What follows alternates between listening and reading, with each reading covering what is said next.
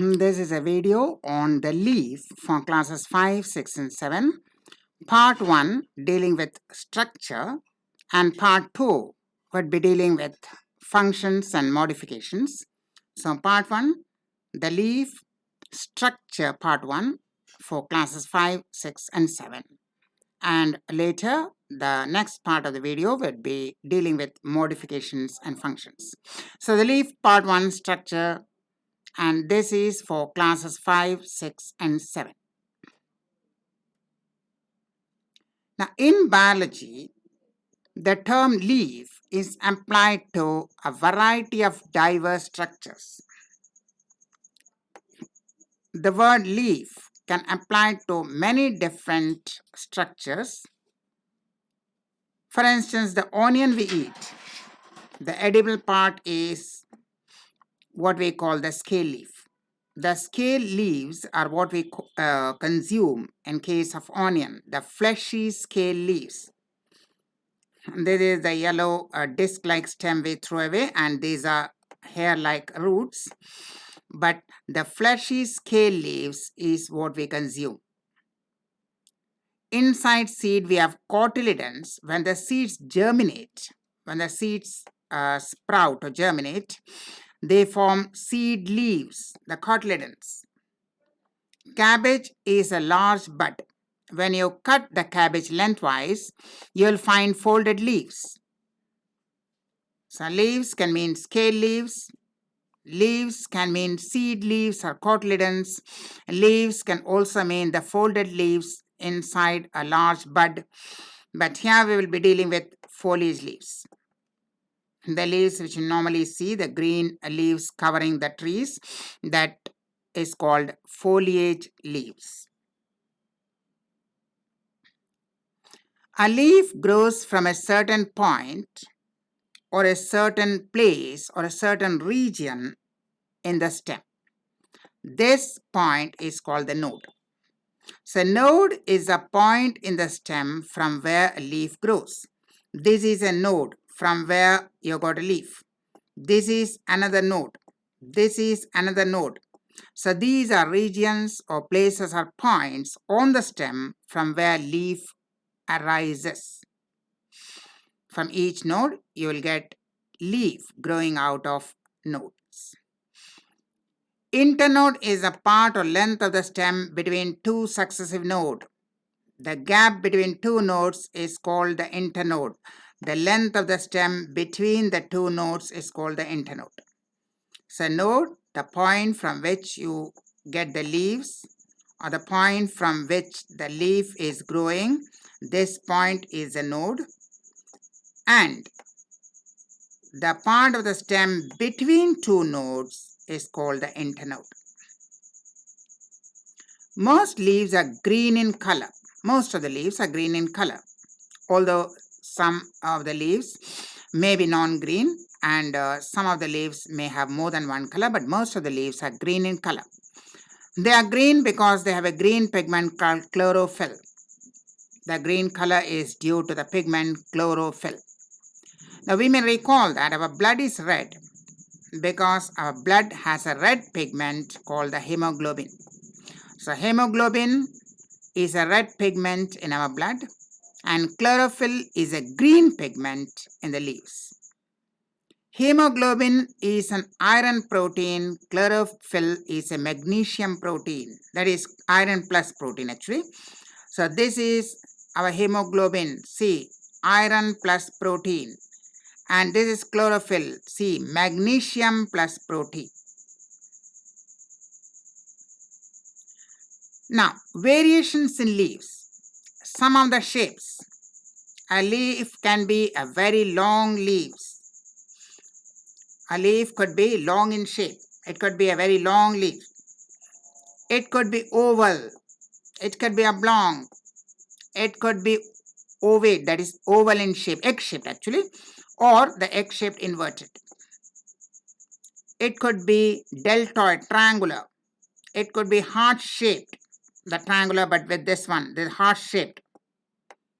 So leaves can be of various shapes. You can have leaves which are long, which are oval, which are oblong, which are egg-shaped, which are triangular or deltoid in shape, that is triangular, or which are heart-shaped or chordate. So leaves can be of different shapes. Leaves can have different margins. Here we have a smooth margin sometimes called entire, that is smooth. Here we have sharp and toothed, serrate, sharp teeth we have in the margins. Here we also have teeth but rounded, not sharp, rounded. And we have wavy or lobe. So the margins can be smooth, even. It can be toothed, sharp, or it can be toothed, rounded, or it can be wavy or lobed. Now, first of all, these are dorsiventral and isovalletter leaves. Dorsiventral means the upper surface and the lower surface of the leaf blade are different. One is the upper surface and one is the lower surface. They are different in color, difference in texture, different in structures. When the upper surface and the lower surface of the leaf are different in color, texture, and feature, we call it dorsiventral. The upper surface is called the dorsal surface and the lower surface is called the ventral surface. Isobilateral, when the upper surface and the lower surface will look alike. They are identical in color, shape, and structure. Texture, and structure when they are identical. So here we have different upper surface and different lower surface, and here we have identical upper surface and identical lower surface. When the upper surface and lower surface being different, dorsiventral, the upper surface and lower surface being identical, isobilateral. Now, parts of a leaf. Leaf base is where leaf is attached. This is the leaf base where the leaf is attached to the stem and the point is called the node. Petiole is a long stalk. This is the long stalk of the leaf. This is the long stalk. And lamina is a green, thin, flat leaf blade. There is the leaf blade. So the green, thin, flat leaf blade, that is lamina. The stalk is called petiole. And where it is attached to the stem at the node, of course, the point is called node. That is what we call leaf base. Petiole may be present or absent. When you have petiole, it is called petiolate. When you don't have petiole, it is called sessile. Leaves without petiole or leaves without leaf stalk, they are called sessile. Sessile means without petiole, without stalk. Venation. Veins are the pipelines that carry water and food. Veins are the pipelines, tubes, that carry water and food and form the transport system in the plants. Venation is the arrangement of veins on the leaf lamina. How the leaf looks like when you see the veins distributed on the lamina. The arrangement of veins on the leaf blade is called venation. The main two kinds of venation are parallel venation. Veins run parallel to one another and they do not form a network. See, the veins are running parallel. All the veins are running parallel. Here also see all the veins are running parallel and they do not form a network. Grass, banana leaf, the leaves of grains like paddy and wheat. The veins run parallel and do not form a network, parallel venation. Reticulate venation. Veins repeatedly branch and crisscross and form an extensive network. Here you can see the veins repeatedly cross each other and form a network. Here also, these are reticulate venation.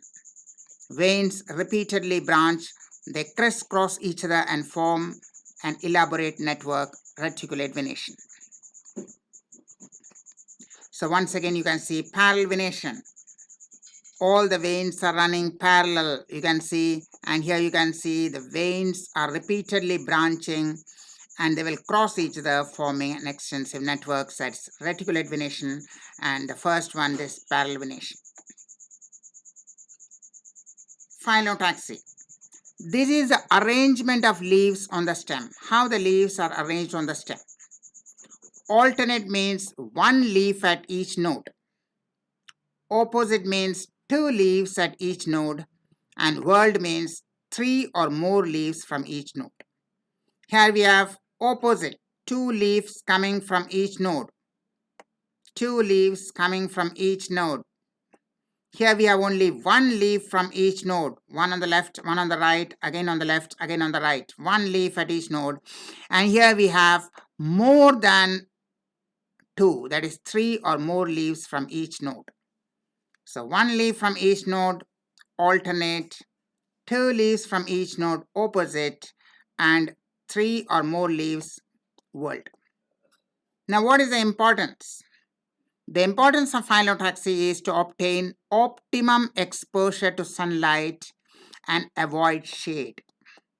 The maximum exposure to sunlight and to avoid shade, that is the importance of various arrangements of leaves on the stem called phyllotaxy.